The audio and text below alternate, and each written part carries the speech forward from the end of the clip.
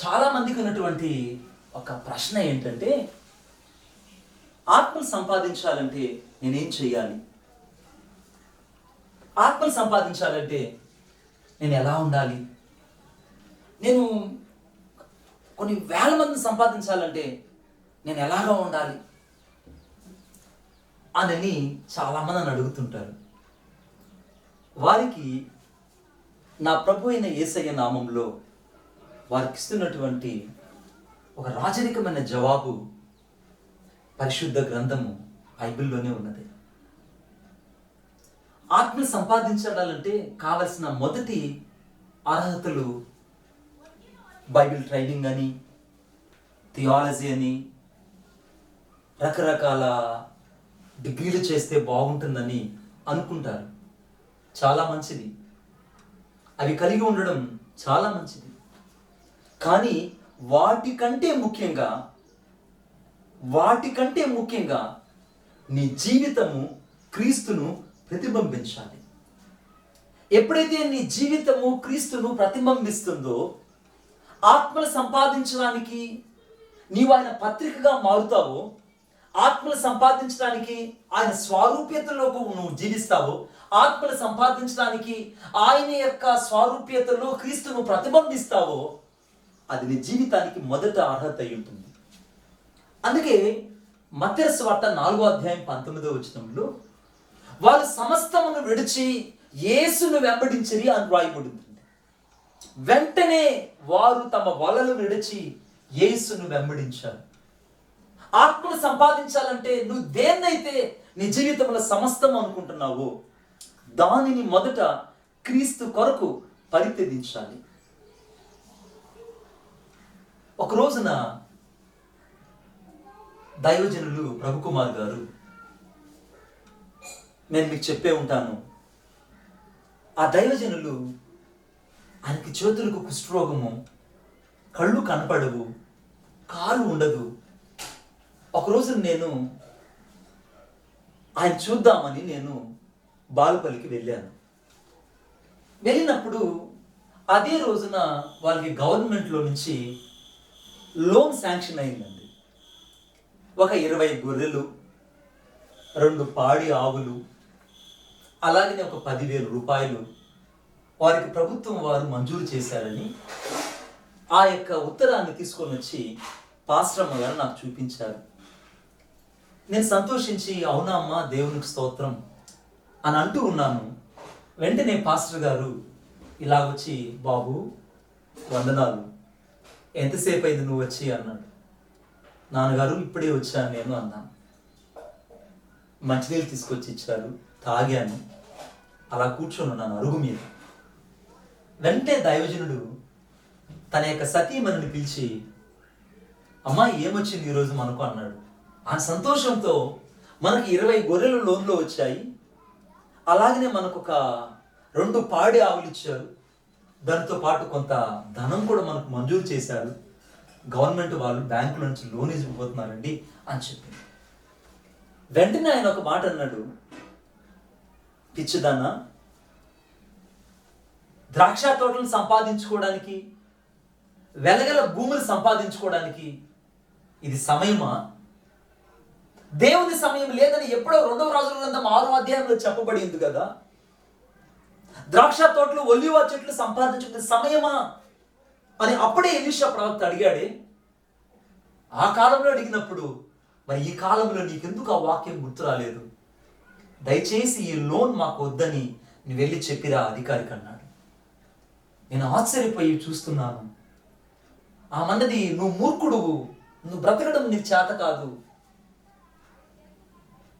సాక్షాత్తు వాళ్ళే మనకు తెచ్చిస్తే నువ్వు వద్దని ఎందుకు చెప్తున్నావనంటే, నేను నీతో చెప్తున్నాను నీ భర్తగా, నువ్వు వెళ్ళి ఆ లోన్ మాకు వద్దని చెప్పిరా అని చెప్పాడు.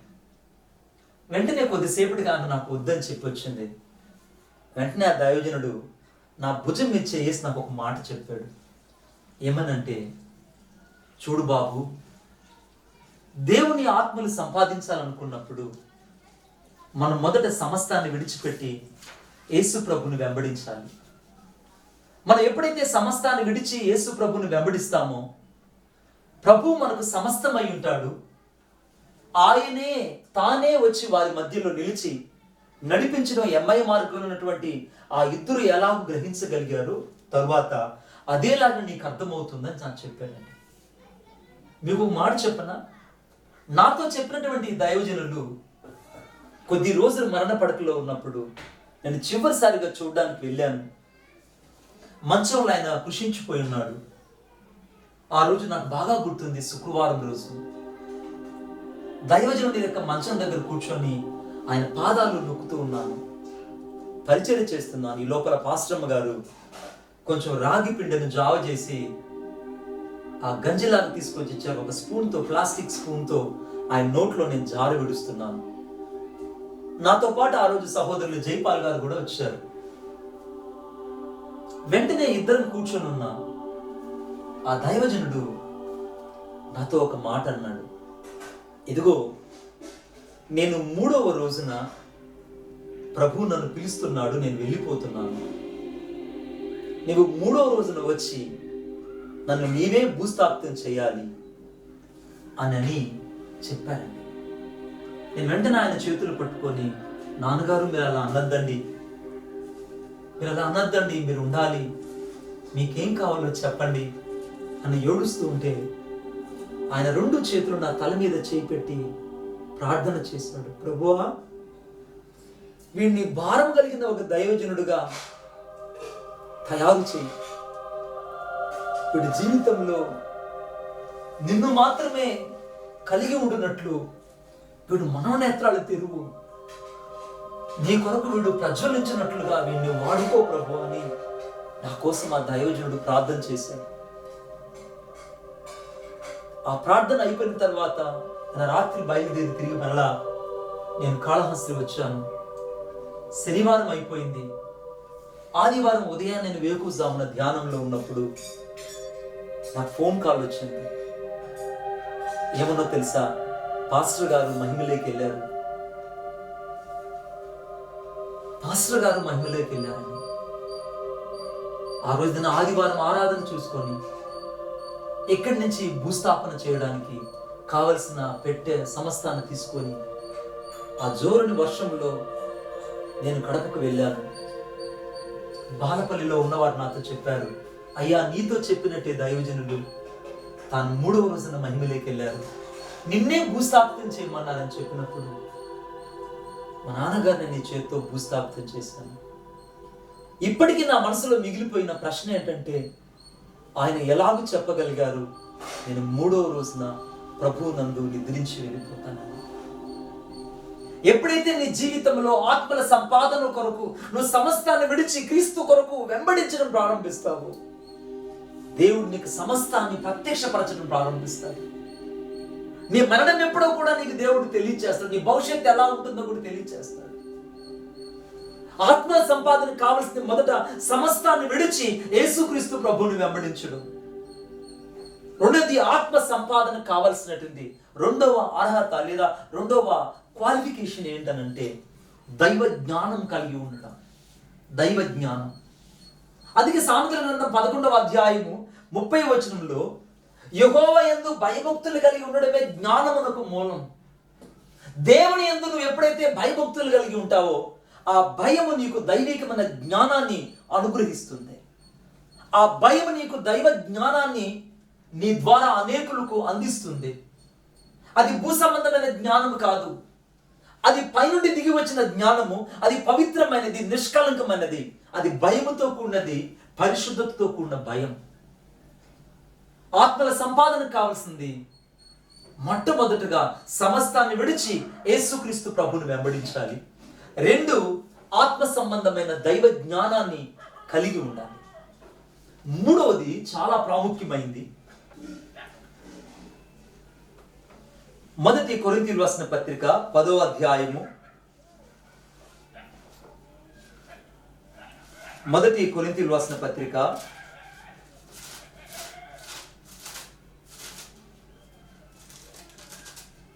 1 కొరింథీయులకు రాసిన పత్రిక 10వ అధ్యాయము 33వ వచనం. ఇలాగు నేను కూడా స్వప్రయోజనమును కోరక అనేకులు రక్షింపబడవలనని వారి ప్రయోజనము కోరుచు అన్ని విషయములలో అందరినీ సంతోషపెట్టుచున్నాను. ఆత్మల సంపాదనకు కావలసిన మూడవ అర్హత ఏంటంటే స్వప్రయోజనాన్ని చూసుకోకపోవడం. స్వప్రయోజనాన్ని చూసుకోకపోవడం. ఈ సమయంలో ఎప్పుడైతే ఆత్మల కొరకై నువ్వు స్వప్రయోజనాన్ని చూసుకోకుండా నశించిపోతున్న ఆత్మల కొరకై నీవు వారికి ప్రయోజనకరంగా లేదా వారి ప్రయోజనం కొరకు నువ్వు అన్ని విషయంలో అందరినీ సంతోషపడడానికి నువ్వు ఎప్పుడైతే ఒక త్యాగపూర్తిగా ఉంచుకుంటావో దేవుడు నీ త్యాగాన్ని లేదా నీ సమర్పణను చూసి నిన్ను ఆశీర్వదించడం ప్రారంభిస్తాడు. నేను స్వార్థ సభలు ప్రకటిస్తూ ఉన్నాను. ఆ రాత్రి నేను గదిలో కూర్చొని ప్రార్థిస్తున్నప్పుడు ఒక వ్యక్తి నా దగ్గరకు వచ్చాడు. తన పేరు శ్యామ్. తన నాతో వచ్చి, అన్నా, నాకు హెచ్ఐవి రోగం, నేను ఎప్పుడూ చనిపోవలసింది, కానీ ప్రభు నన్ను బ్రతికించాడు. ఎందుకంటే ఒక 4 సంవత్సరాల కిందట నేను మీరు సువార్త ప్రకటిస్తున్న సభల్లోకి వచ్చినప్పుడు ప్రభు నన్ను ముట్టి స్వస్థపరిచాడు. నాకు ధైర్యం లేకుండా మీతో నేను చెప్పలేకపోయాను. కానీ నేను ఇప్పుడు చెప్తున్నాను, ప్రభు నన్ను స్వస్థపరిచాడు, బ్రతికించాడు. ఈ జీవం ప్రభు కోసమే. కాబట్టి నా దగ్గర కొంచెం ధనం ఉంది, దాని ద్వారా మీరు సువార్త సభలు పెట్టాలి అన్నప్పుడు నేను వారి సొంత ఊరిలో దాదాపు 2 సంవత్సరాలు సువార్త సభలు ఏర్పాటు చేశారండి. ఆ 2 సంవత్సరాలు నాతో చెప్పింది ఏంటంటే, నేను ఇంక కొద్ది రోజులకి చనిపోతాను, కానీ ఈ రోజున ఆత్మల సంపాదన కొరకై నా స్వప్రయోజనం చూసుకోకుండా నాకు కలిగినది నేను వెదజల్లుతున్నాను. నేను ఆత్మల పంట కోయబోతున్నాను అని నాతో చెప్పారండి. ఆత్మల సంపాదనలో ప్రజలు పడిన ప్రయాస అంతా ఇంత కాదు. ఆ పరిస్థితుల్లో కూడా తాను పోస్టర్లు వేసి, ఆ పరిస్థితుల్లో కూడా తాను స్వార్థ ప్రకటించి అనేకులకు ఆశీర్వాదకరంగా ఉండి తన మహిమలోకి పిలువబడ్డాడు. పరిశుద్ధాత్మ దేవుడు ప్రశ్న, నిన్ను నన్ను వేయనిమ్ము. ఆత్మల సంపాదనకు కావాల్సింది మంచి టాలెంట్ కాదు, మంచి జ్ఞానము కాదు, మంచి వాక్ చాతుర్యం కాదు, మంచి క్వాలిటీస్ కాదు. పరిశుద్ధాత్మ దేవునికి కావాల్సింది సమస్తాన్ని విడిచి యేసుక్రీస్తు ప్రభువును వెంబడించే వాళ్ళు కావాలి, మొదటిది. రెండవది, దేవుని యొక్క జ్ఞానం కలిగి ఉండాలి, సామెతలు 11:30 ప్రకారం. మూడవది, ఇతరుల కోసము అనగా దేవుని యొక్క సువార్త కోసం ఏ మాత్రము స్వప్రయోజనం చూసుకోకుండా 1 కొరింథీ 10:33 ప్రకారంగా నువ్వు ఇతరుల కొరకు త్యాగపూరితమైన జీవితాన్ని జీవించే వ్యక్తిగా ఉండాలి. అంతకంటే ఎక్కువగా నిన్ను పరిపూర్ణంగా దేవునికి అప్పగించుకోవాలి. రోమన్స్ పత్రిక 12వ అధ్యాయం 1వ వచనంలో, సజీవ యాగంగా మిమ్మల్ని మీరు ఆయన సమర్పించుకొనుడి. సువార్తకు కావాల్సింది, ఆత్మల సంపాదనకు కావాల్సింది నువ్వు సజీవ యాగంగా యేసుకు సమర్పించుకోవడమే, ఉన్న పాటున యేసుకు సమర్పించుకోవడమే. నువ్వు సమర్పించుకోకుండా ఆత్మల ఫలితాన్ని, ఆత్మల ఫలాన్ని ఈ జీవితంలో చూడలేవు. ఈ విషయాలను గుర్తించుకో. ప్రభు అట్టి దైవికమైన కృప నీకు అనుగ్రహించును కాక. ఎందుకనంటే ఈ ఆత్మలను ఆత్మలను సంపాదించడానికి కావాల్సినటువంటి ఈ యొక్క అర్హతలు ఇవి. కానీ ఆత్మలు సంపాదించడానికి కావాల్సిన ఒక రహస్యం ఉంది, ద సీక్రెట్. ఏమిటి ఆ సీక్రెట్ అంటే, మార్కు సువార్త 1వ అధ్యాయం 35వ వచనంలో, ఇంకను చాలా చీకటి ఉండగా ఆయన పెందకడ లేచి ప్రార్థన చేయటం ఏకాంతంగా అరణ్య ప్రదేశం వెళ్ళి అక్కడ ప్రార్థించుచుండని రాయబడింది. యేసుక్రీస్తు ప్రభు తన ప్రార్థనా జీవితాన్ని కాపాడుకున్నాడు. ఆత్మల సంపాదన కావాల్సిన మొదట ప్రార్థనా జీవితం కావాలి. ఎప్పుడైతే నీ జీవితంలో ప్రార్థనా జీవితం ఉంటుందో, ఆ ప్రార్థనా జీవితము అనేకులను క్రీస్తు కొరకు సంపాదించే జీవితాన్ని కలిగి ఉంటావు.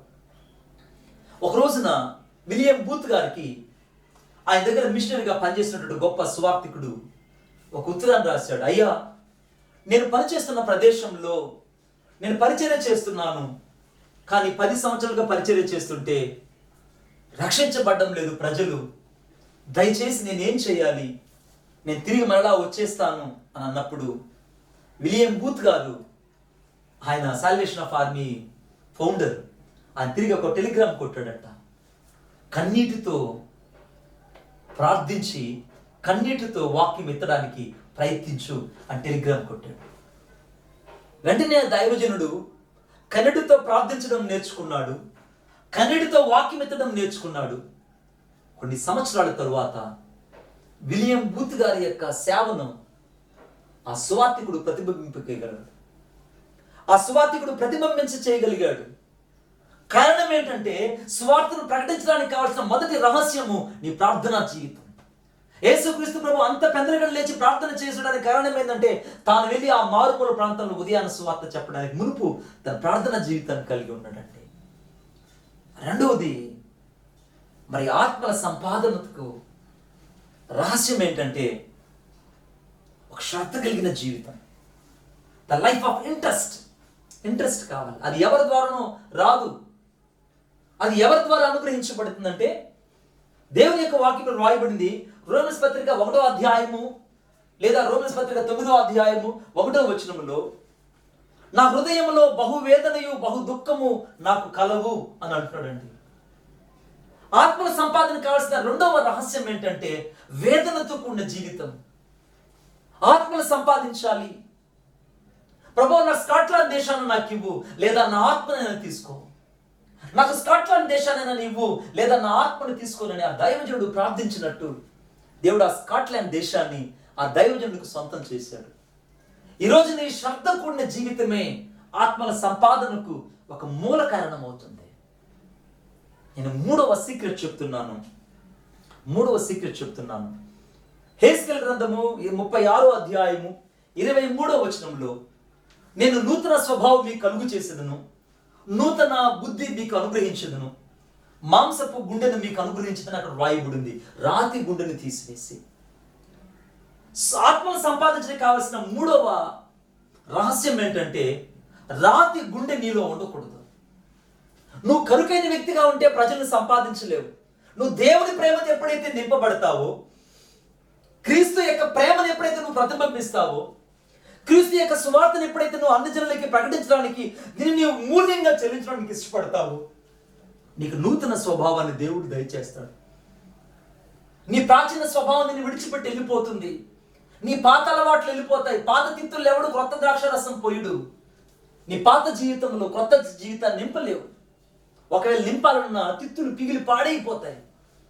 ఆత్మను సంపాదించాలంటే మొదటి నీ జీవితంలో మూడవ లక్షణం ఏంటనంటే, నూతన స్వభావము, నూతన బుద్ధి నువ్వు కలిగి ఉండాలి. మొదటిది ప్రార్థనా జీవితం కలిగి ఉండాలి. రెండవది శ్రద్ధతో కూడినటువంటి జీవితం కలిగి ఉండాలి. మూడవది నూతన బుద్ధి, నూతన మనస్సు, నూతన హృదయము నువ్వు కలిగి ఉండాలి. అంతకంటే ఎక్కువగా చాలా ప్రాముఖ్యమైన నాలుగవదిగా, మరి యోహన్న సువార్త 17వ అధ్యాయము 21వ వచనంలో, యేసుక్రీస్తు ప్రభుతో కూడా అంటు కట్టబడిన జీవితం కలిగి ఉండాలి. అంటు కట్టబడిన జీవితం. ఆయన వ్యవసాయకుడై ఉన్నాడు, తీగల మనం. ఆయనలో నిలిచి ఉంటేనే కానీ ఫలించం. ఆయనలో నిలిచి ఉండని ప్రతి వాడును పెరిగి బయట పారవేయబడిందని రాయబడిందండి. యేసుక్రీస్తు ప్రభుతో కూడా ఎప్పుడైతే నువ్వు అంటు కట్టబడతావో, నువ్వు ఫలింపులోకి వస్తావు, ఆశీర్వదించబడతావు, దీవించబడతావు. ఆత్మల సంపాదనలో నీ కన్నీరు, నీ ప్రయాస, నువ్వు వేసే ప్రతి అడుగును దేవుడు ఆశీర్వదించడం ప్రారంభిస్తాడు. ఆత్మల సంపాదనలో ఈ 4 రహస్యాలు చాలా ప్రాముఖ్యమైనది. ఈ 4 అర్హతలు చాలా ప్రాముఖ్యమైనది. వీటిని నువ్వు కలిగి ఉంటే ఆత్మను సంపాదించడం ఎలాగో నీ జీవితంలో సులువైనటువంటి ఒక మార్గాన్ని నువ్వు తెలుసుకోవడం ప్రారంభిస్తావు. ఒక రోజున సువార్తికుడు బిల్లీ గ్రహం గారు బక్సింగ్ అని అడిగారంట. బక్సింగ్, నువ్వు భారతదేశంలో ఇన్ని వేల సంఘాలు స్థాపించడానికి కారణం ఏమిటి అని అడిగినప్పుడు బక్సింగ్ గారు చెప్పిన మొదటి మాట ప్రార్థన. మరి ఇన్ని వేల సంఘాలు స్థాపించి వారికి నాయకుడుగా అవడానికి నీకు తెలిసిన ఆ సీక్రెట్ ఆఫ్ థింగ్స్ ఏంటి అని అడిగితే ప్రార్థన.